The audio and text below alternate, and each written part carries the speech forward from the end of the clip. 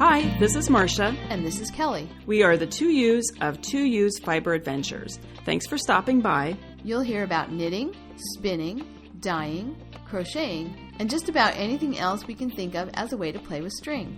We blog and post show notes at 2usfiberadventures.com. And we invite you to join our 2U's Fiber Adventures group on Ravelry. I'm 100 Projects. And I am Better in Motion. We're both on Instagram and Ravelry, and we look forward to meeting you there. Enjoy the episode. Hi, everyone. You can probably tell by the sound of no telephone this time that this is going to be a little bit different show. Yes, the holidays and holiday responsibilities and appointments that have to take place before the end of the year. And Marcia also is caring for her mother, who turns 91, I believe, this month. All of those things have made it so that it was just too difficult to arrange our schedules to podcast together this week. So I am giving you an episode that I'm calling Plying Solo. And that's because I'm going to be giving you some information and my opinion about plying handspun yarn, and also, for those of you who are not spinners, the ply structure of commercial yarns and what that can mean for knitting.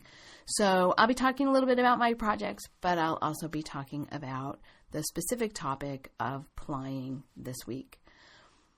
So I hope you're enjoying your holiday. We are getting close to the New Year and New Year's Eve.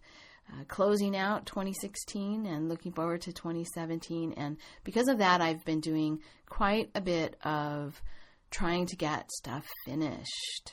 So I finished both pairs of socks that I was working on. I did my first afterthought heels, and I'll talk a little bit more about the yarn of those two socks a little bit later in the plying, but the afterthought heels were interesting. I don't think I'll be doing afterthought heels very often in the future. I'm not a huge fan of stockinette socks. They feel sort of baggy to me. And I like ribbing. I like texture. I get a little tired of just stockinette all the way around a sock forever for what feels like forever. But these were fun. The yarn was fun. It was a striping yarn from Invictus Yarns. And it has a small stripe, a small green stripe, a small yellow stripe, and then like a one-row stripe of each, a few different repetitions of those one-row stripes, and then a larger band of kind of speckly white with green and orange and yellow in it. It sort of spirals rather than exactly striping, but it was really fun to see the colors emerge. And then the other pair of socks that I finished was a regular traditional heel flap and gusset sock. I used Eye of Partridge heel, which I really like, but I invariably get off on a few of the rows. And that happened here too. I did not go back and fix it. The Eye of Partridge heel is like a slip stitch heel, except that instead of all the slipped stitches lining up and making a sort of track up the back of the sock heel, the slip stitches alternate. So you slip, knit, slip, knit, slip, knit, and then purl back, and then knit, slip, knit, slip, knit, slip, and then purl back. And so I did an Eye of Partridge heel on those socks, which I really enjoy. I don't do it often because, like I said, I invariably end up off, and then a lot of times I'll go back and try to find how I messed up and fix it. And then it just seems easier to do a slip stitch heel. But these are Eye of Partridge with a little slight mistake in one of the heels.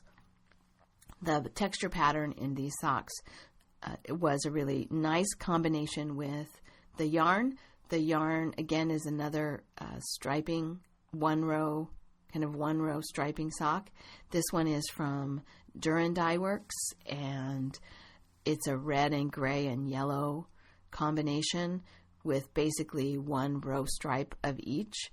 And in this case, I did a combination slip stitch and purl and knit 4-row repeat. I think I did knit 2, slip 1, purl across, and then a plain knit row, and then the next row I did the same pattern but offset by 1. So instead of knitting 2, I knit 1, slipped, purl, and then started in on knit 2, slip, purl, knit 2, slip, purl.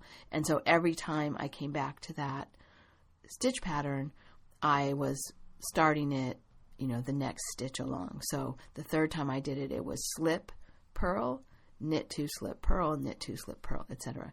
The fourth time is just purl, knit 2, slip, purl, knit 2, slip, purl. In between each of those rows was a plain knit round, and so that was an 8-row repeat, and so then I did 8 rows of stockinette, and then I started that again. So I enjoyed doing that texture pattern. I like texture in socks. I like having something a little bit different to do than just plain stockinette. Although I recently purchased a 9-inch circular sock needle that I have not yet used, but I'm going to see what I think about knitting socks on a 9-inch circular. So that'll be also something new for my sock repertoire. So that was one of my things that I finished up. So those are done and in the sock drawer. Actually, one of them is too big for me, so I think it'll be a gift. But yeah, those 2 pairs of socks are finished. The other thing I finished that I don't think I had mentioned in a previous episode was when I went to Fiber Shed, I needed a project that I could take with me in the car. It's quite a drive from our house, so I knew I would have a lot of time for car knitting. I wasn't at a good car knitting place in any of my projects. So what I did was I brought 2 skeins of one each of the yarns, the blacker yarns that I had gotten from the Woolly Thistle from Claire, some yarns that I bought. And one of them is Blacker Blends Hebridean Wool with Mohair. And it's called a 4-ply, which typically I thought meant it was a fingering weight, but I think this is more like a sport weight to me in the swatch. So anyway, I brought these. I don't know that I even said this. I brought these to swatch. I wanted to see how they knit up. Both of them are quite prickly in the ball and woolly, and I wanted to see what would be the result of knitting them up and washing the swatch. So in both cases, both of these, one of them, well, let me talk first about the Hebridean wool with mohair. It's again called a 4-ply, and it recommends a size 3 needle. And I was thinking that I would use this to make socks since it's listed as a 4-ply. My husband wants some Argyle socks, and so I was going to make Robert some Argyle socks, and I thought this might be a good choice, but it turned out I don't think it would be a good sock choice. First of all, on the size 3 needles, it seemed very open. That was the size needles that they recommended, US 3s. And it seemed a little too open to me. And in the swatch, the yarn was just very uncomfortable. It wouldn't lay flat at all. It was just very uncomfortable at that gauge. And even washed, it's a little bit buckled at that gauge with a size 3 needle from my gauge. It is a beautiful yarn. The color in it is gorgeous. I have a green color. I want to say it's called Olive, and it's a nice sort of load-in green color, and it's got a real shine to it. The Hebridean wool is dark and it's over-dyed. I don't know what color the Hebridean wool is naturally, maybe gray, maybe it's a mixture, but then it's been over-dyed, and it's got mohair, and it's been over-dyed, so there's quite a sheen to it as well, and it really sparkles. I changed to the size 2 needles to make it a little more firmer, and I like that gauge better in this, but it's just too prickly to be socks. It would make good socks at the size 2 needle weight, but again, it's just, I think, too prickly for socks for me. And I think for my husband too. I asked him if he would wear socks, and he said yeah, he would wear them, but he prefers socks that are a little bit softer. Washed up, I can say that the fabric is much less coarse and dense or hard than it was. The fabric softens up, but the prickle factor is definitely still there. This would make a great jacket wool, I think it would be really hard wearing. It would be, I think for myself, I can feel the prickles even through an underlayer. So this wouldn't be a good jacket for me, but it would be a good jacket for someone who's not sensitive to the prickles of wool. And it's just so pretty. I just really like the stitch, the way the stitches glow. They almost glow from that mohair. And like I said, I like the denseness of the fabric at a size 2 needle much better than I like it with a size 3. So that's the Blacker Blends Hebridean wool with mohair. The other swatch that I made while I was on the way to and from Fiber Shed was with another Blacker Blends yarn, and this one is Manx wool with mohair. It's also a 4-ply. They also recommend a US size 3 or 3 millimeter needles, and that's what I used. Although I started, because my other yarn had been better at a size 2, I started with a size 2, and it makes a really nice fabric. The color I have of this one is a natural fleece color. It's a sort of a tan, light brown, cafe au lait color maybe. It also has a little bit of a sheen from the mohair, but in this light brown color, it's not nearly as visible as in the green, the olive green of the other yarn. This one is a softer yarn, a less of a prickle factor. You can't really tell so much in the ball, but once the swatch was knit and washed, this yarn is a lot less prickly than the Manx. I did a little bit of texture work on the swatch with this one, and it doesn't, because of the fuzziness of it, it's woolen spun, as is the other one. Because of the fuzziness of it, the texture is pretty, but it's not super visible. It adds something nice, but I wouldn't do anything really complicated. A simple texture pattern, like the one I did, seed stitch, would be fine, but something really complicated, I don't think it would be worth it, because the fuzz kind of obscures the texture. But this is, again, a nice yarn. I tried it. I started with a size 2, nice firm fabric. Again, would make a nice jacket or outer cardigan, outer layer sweater. Really kind of a jacket type cardigan. And then I moved up to size 3s just to see what would happen. And in this one, I think the size 3 is also an acceptable gauge. I don't know if it's because when it was washed, the fuzz, the furriness, woolliness of the yarn filled into the gaps, or if this is just a puffier yarn once it's washed. But both those gauges are really pretty good. There's a little bit of buckling in the size 2, which I think means it's a little tight of a gauge, but it's a nice dense fabric for an outerwear sweater.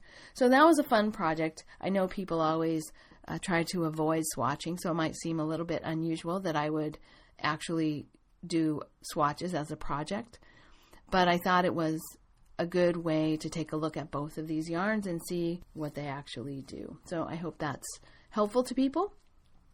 They're both really nice yarns for an outerwear purpose. I think mittens would be a good choice for the Manx wool with mohair. It would be a nice pair of mittens, warm and also pretty sturdy. The other ones I think are a little too prickly, even for mittens. So I have some other projects that I'm working on. Nothing that I've finished besides the 2 socks, but I think I'll wait and talk more about those when I'm back together with Marcia. I will say that I did unknit several rows of my Knockers shawl, so it's ready to go. I undid enough to get back to where there was no mistake, and I now have the right stitch count and everything's working fine there. So that project is ready to move along with, and I did start my Ohm shawl, which is my entry into the Great Poncho Adventure. But again, I'll talk a little bit more about those when I'm together with Marcia. I am trying, because of the end of the year, to get myself past the hump on some of these projects that have been lingering for a while.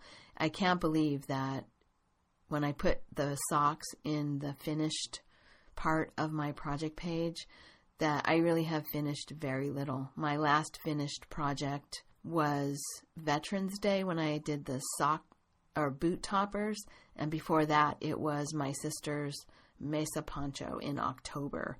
So I've had a very, not that I haven't been productive, I guess. I have been doing some things, but I have not had a very productive fall in terms of my knitting projects. But I've been enjoying myself, and I have a lot of things in progress. So I guess that's the main thing, right? So let's get on to the main part of content that I wanted to talk about today, and that's plying. So I talked several episodes ago about singles and using singles, and I think that's a really viable option for a hand spinner. It's very efficient because you only have to spin the yarn once. You don't have to spin it first and then go on and ply it before you're ready to use it. And when you are knitting with commercial yarn, there are also several options of singles yarn to knit with from commercial yarn. And I talked a little bit about the pros and cons of that and how you might go about doing it. But I wanted to talk today about the other option, which is plying. So first of all, what is plying? Well, in the most simple sense, plying is putting multiple strands of singles together by twisting them. And what you might not know if you're not a spinner is that the reason they stay twisted together is because most of the time, most often, in wool at least, the yarn is spun in one direction, usually called the Z direction, because when you look at the fibers, the slant is the same as the slant in the letter Z. So usually spun first in the Z direction, and then the plying, they're twisted back in the other direction, called the S direction, because if you look at the plies, they are slanted in the same way that the center of the letter S is slanted. So again, most often when you're looking at singles, or at plied yarn, you have the singles twisted one way, and then you put the two singles together, and they actually automatically will twist themselves. They'll untwist themselves as singles, and that will actually put the ply twist in. And so plying twist is stable in that way. It's not something that you have to secure on either end of the yarn. It's just if you twist the two strands one way and then turn them back the other way, they stabilize each other. In a freshly twisted singles, and by freshly twisted, freshly spun, the research that I have read says that's actually less than 5 minutes old. This will occur naturally. This twisting back on itself will occur naturally, and it will be to balance out the energy in the singles. After 5 minutes, that twist starts to set, and that energy it's still there, but it's not as apparent, and so you won't have as much of that plying back on itself or twisting back on itself. There's stored energy in the singles, and it gets evenly divided when they twist back on themselves or ply. So those individual strands, if you think about it, they want to untwist, and when they untwist, they actually twist together into the plying twist. So that's what plying is. And if you've ever wound up a hank of yarn, you have actually experienced that because you twist, even if you're not a spinner. If you've wound up a hank of yarn into a skein, that you know, those nice twisted skeins, you twist and twist and twist and twist, and then you fold it. And when you fold it, that twist undoes itself, but in undoing itself, it plies it into that nice skeined shape that yarn in the yarn shop has. And I remember when I was a new spinner, the very first time I learned how to do that, I realized that, okay, all I have to do is twist this hank of yarn that I've made, just twist it up, twist it up, twist it up, and then fold it, and it will make one of those beautiful skeins that hangs on the wall in the yarn shop. That was like magic to me. I just thought, oh my gosh, now I've really made yarn. I actually have made a skein like I see in the yarn shop, and that was pretty magical. And actually plying is pretty magical in a way too, because it really does just ply itself if it's freshly twisted. And that's the key. Mostly your yarn is not freshly twisted. You know, even on a bobbin, the yarn that you just spun is freshly twisted, but the stuff at the bottom of the bobbin is not, and so it won't just automatically ply back on itself the right way. Okay, so that's what plying is, sort of magical, but actually physics. I don't know, that a lot of physics seems like magic to me. Mathemagic, let's call it. So that's what plies are. Why would we want plies? Well, I talked in the episode about singles, about balance, and if you have an energized yarn, that energy is going to show up in your knitting, in your swatch, and you can get biasing to happen in your swatch. You can have, yarn that's kinking on itself and is difficult to work with.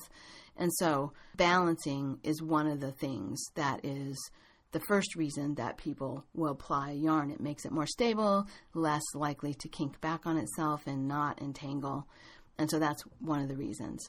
Plied yarn is also stronger, and that's another really good reason for plying your yarn. It's resist breaking because it's actually 2 strands instead of just the 1 strand. The other thing about plied yarn is that it resists pilling.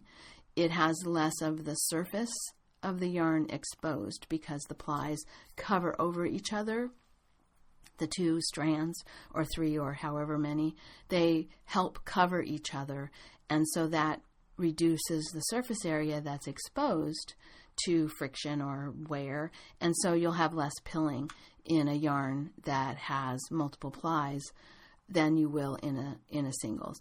And I would suspect, I mean, it makes sense, I have not done any experimentation on this, but I would suspect that a 2-ply yarn would experience more pilling than, say, a 4-ply yarn.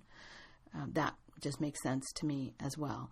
But I do know for sure that singles, definitely you'll have some problems with pilling, and you'll have less problems with pilling if you're looking at a plied yarn. In yarn shops, and this is again of interest to people who are not spinners but who are, who are just buying yarn, I am always amazed by the merino singles.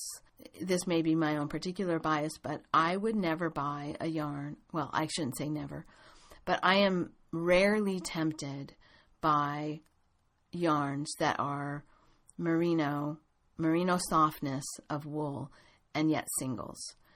The skein is so soft and fluffy and puffy, and it's a pill waiting to happen. Singles are more likely to pill, and the shorter the staple of the wool, if you think about it, the easier that those strands are to pull out from the yarn. And so the combination of a short staple length like merino and a yarn that doesn't resist pilling like a singles is just something that it's a pilling disaster waiting to happen.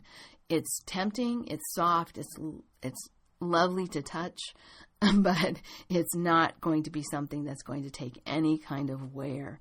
And so you have to be really, really careful with that. On the other hand, something like silk that has a very long staple length, a silk singles, would be perfectly serviceable, especially if it were spun rather tightly. I've used a wool silk singles, and I'll talk about that a little bit later, and I did have some pilling.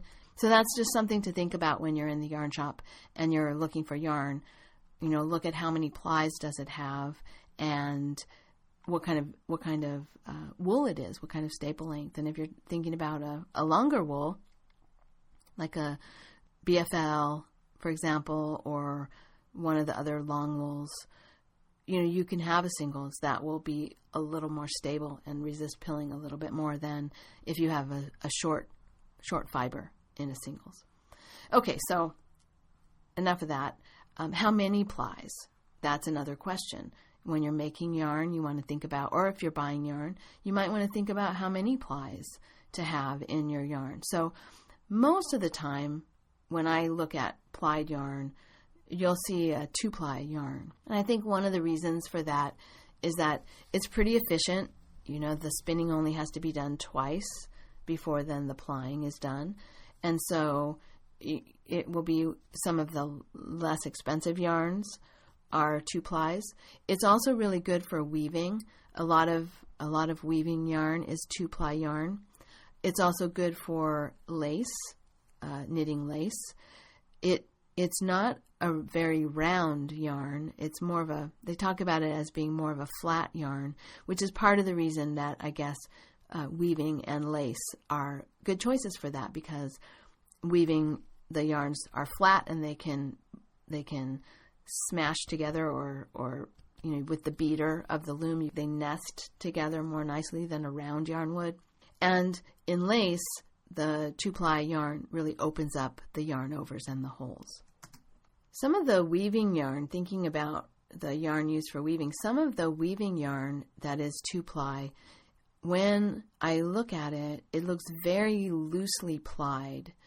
The plies are not tightly twisted, and the angle of twist is small. In other words, the slant of the 2 plies they're not parallel, but closer to parallel than you would see in, say, a tightly twisted sock yarn, where that spiral is really tight and the plying is closer to being perpendicular to the length of the yarn rather than being parallel to the length of the yarn. I hope that makes some visual sense to you. But yeah, loosely plied will be more close to the strands being parallel, and a tightly plied will be closer to the strands. Of course, they won't be exactly perpendicular to the yarn, but they'll be closer to perpendicular to the yarn. In a 3-ply yarn, you'll get a nice round yarn, and what I've heard and read and what seems to be true is that it works really well for cables and for texture. It's also more durable than a 2-ply yarn, and so the more plies you have, the more durability you have in the yarn, and also you get more definition for texture work. You also get something a little denser as well. If you think about those plies, the plies have to be small to get the same yarn. Let's say you wanted a worsted weight yarn. A worsted weight 2-ply is 2 thick singles so there would be quite a bit of there could be quite a bit of air. It could be puffy. And then if you have a worsted weight 3-ply, those plies are going to have to be smaller, and they're going to be more tightly spun and denser. And so your yarn is going to be denser. A 4-ply is going to be denser than that. And for example, Madeline Tosh Vintage and the Neighborhood Fiber Company yarn that I'm using for my poncho, those are 2 good examples of a 4-ply worsted weight yarn. Perhaps they're even the same yarn base. That I don't know, but they feel similar to me. Both of them are a pretty heavy yarn, nice and soft. Next to skin. They're spun in worsted style, not woolen, so they're not fuzzy, but they're heavier feeling than, say, a Cascade 220 worsted or some other worsted that might not have as many. If you look at a 2-ply worsted yarn, it won't be typically as heavy or as dense. Another example, the socks I just finished. The one pair of socks, the socks from Invictus Yarn, that yarn, the green socks, that was a 2-ply, and it had a looser twist. It was a puffier yarn, and in the finished sock, in the skein too, but even in the finished sock, it has a softer feel, a more sort of puffy squishier feel, not soft like, well, remember the discussion about smooth and Robert's scarf? Not soft in that way, but more puffy. Squishier, maybe is another way to say it, because of that looser twist and the 2-ply versus the 4-ply. The red socks from the Dye Works sock yarn, that sock yarn was a 4-ply, and actually that's my preferred sock yarn, is a 4-ply. And this, again, for some listeners, there is yarn called 4-ply in the UK that is sock weight, but it might have any number of plies, and the name 4-ply is just given to it to indicate its weight. That's not what I'm talking about. I'm talking about a yarn that actually has 4 plies to it. So this was a fingering weight 4-ply versus a fingering weight 2-ply. The 4-ply had a harder feel. It's more dense. It's a smoother yarn. I think another way to describe it is that it has a lot more body than, and maybe that's the difference between when I say soft. The 4-ply socks have more body to them, whereas the 2-ply yarn socks feel a little floppier in my hand.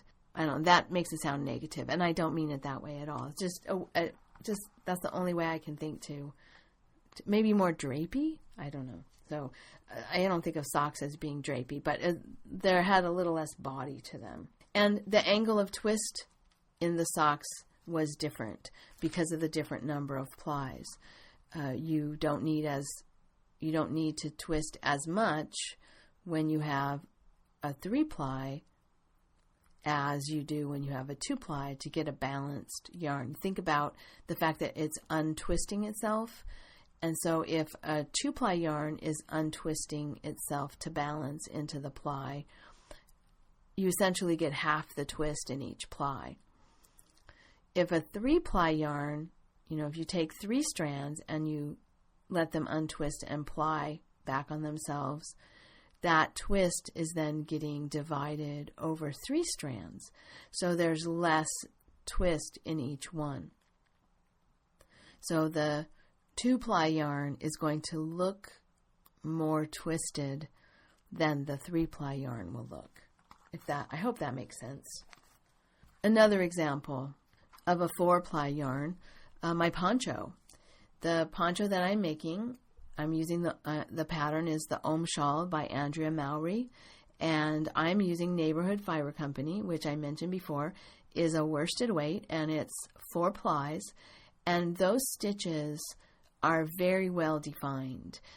And in fact, the stitches unblocked are almost wiry.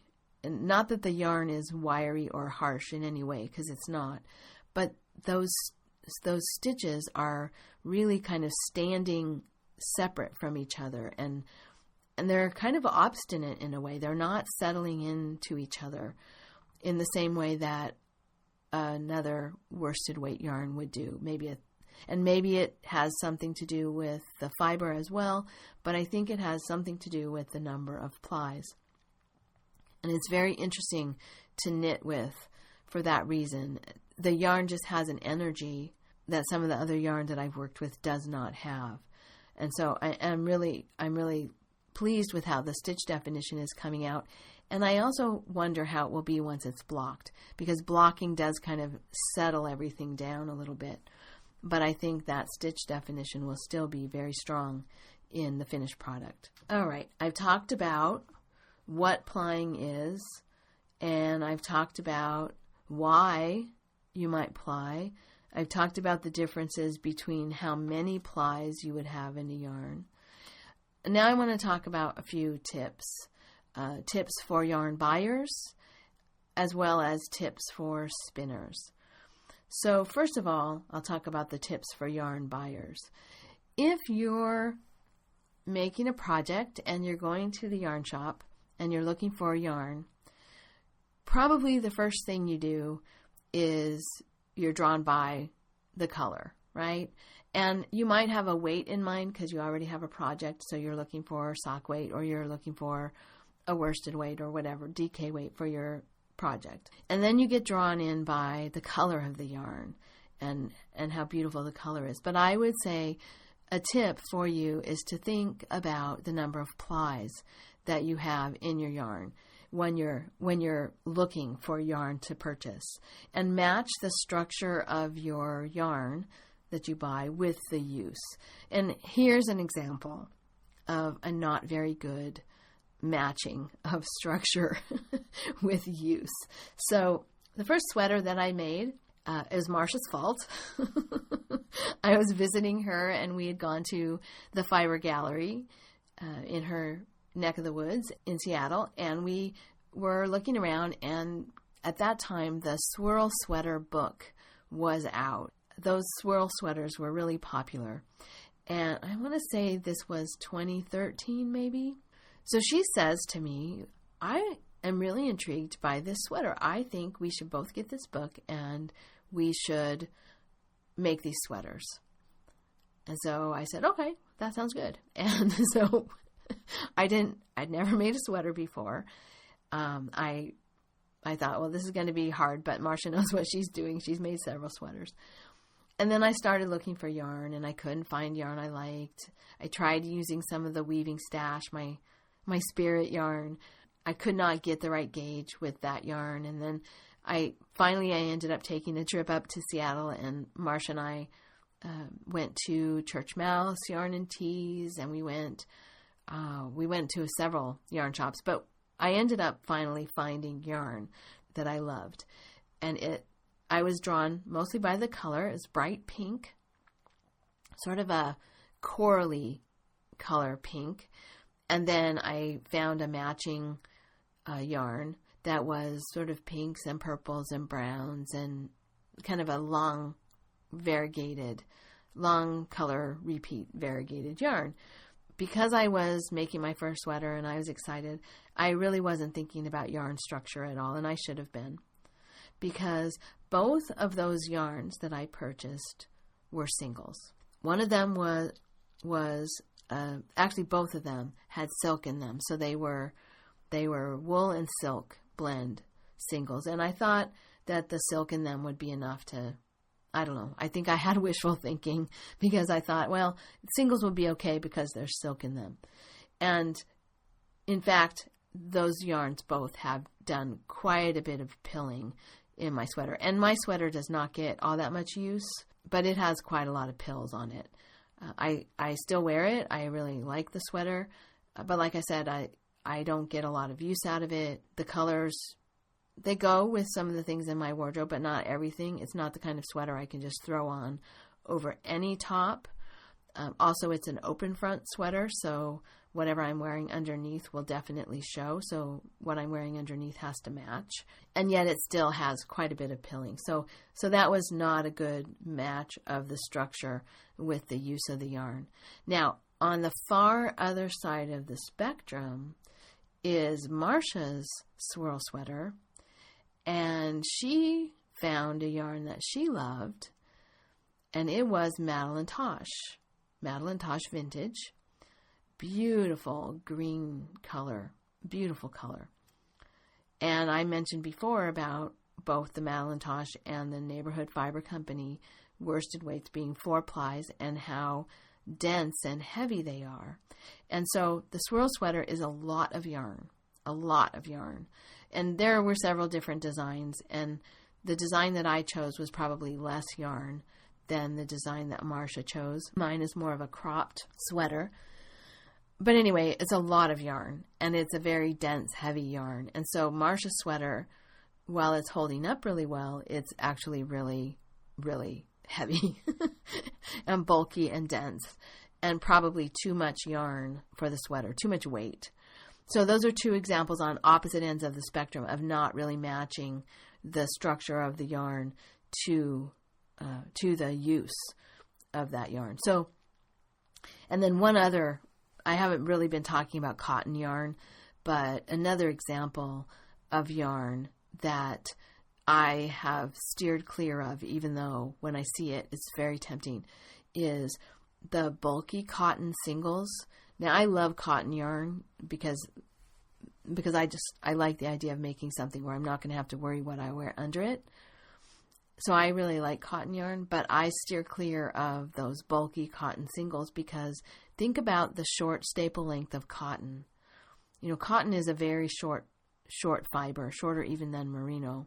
Putting that into a bulky single, again, that is not going to wear at all well. And so I kind of wonder what would be a good use of that particular yarn. I'm not really sure. It would have to be something that didn't get much wear and tear at all. So those are some examples. Now for spinners, I'm going to give a few tips that are somewhat my opinion and somewhat from my research and just what I've learned over the years. First of all, if you have overly twisted singles as a hand spinner, you can kind of salvage that overly twisted single by plying.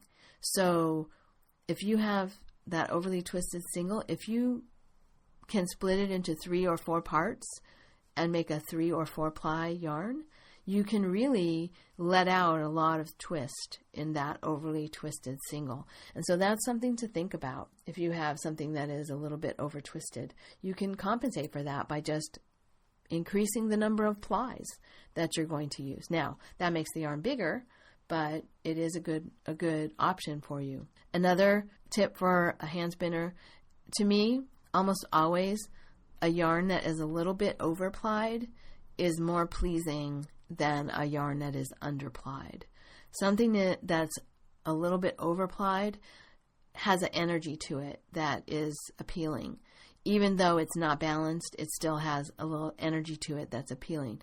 An under-plied yarn, a lot of times just looks sort of loose and floppy. And in that case, I'm using the word floppy in a negative sense. Just sort of loose and not well made. Just kind of loose. So err on the side of over-plying would be my tip.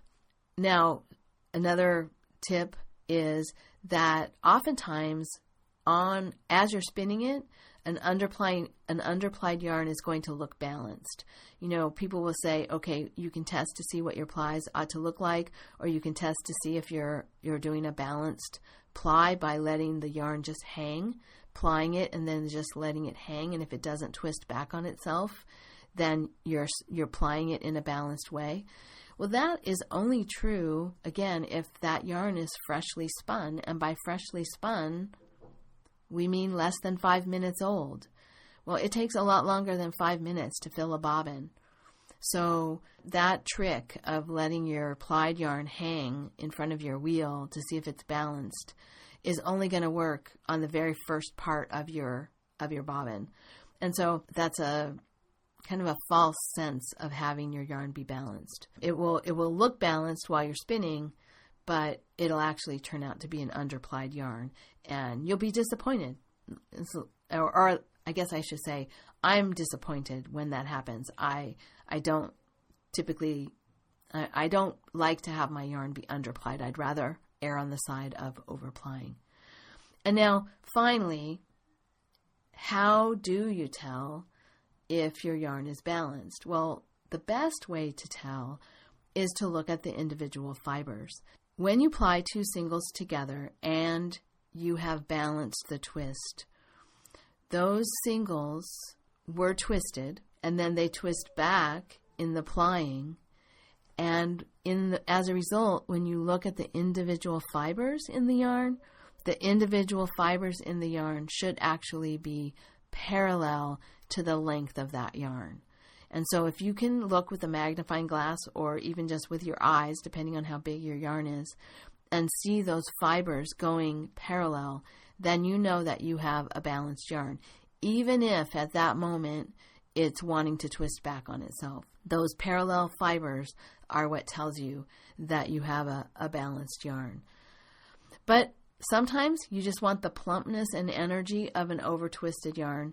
And there are times, weaving is possibly one of them, where you want the sort of lazy looseness of an under-plied yarn. And so, experiment and don't make judgments about the yarn being wrong. It might be wrong for the purpose that you originally had intended, but it will be right for some other purpose. So that's my episode of plying information and opinions. I hope you've enjoyed it. And I just wanted to let you know that some of this information came from the Alden Amos Big Book of Spinning. Also, I want to thank all of the women and men who participated in the spin list back in the late 90s and the early 2000s, because that is where I learned so much.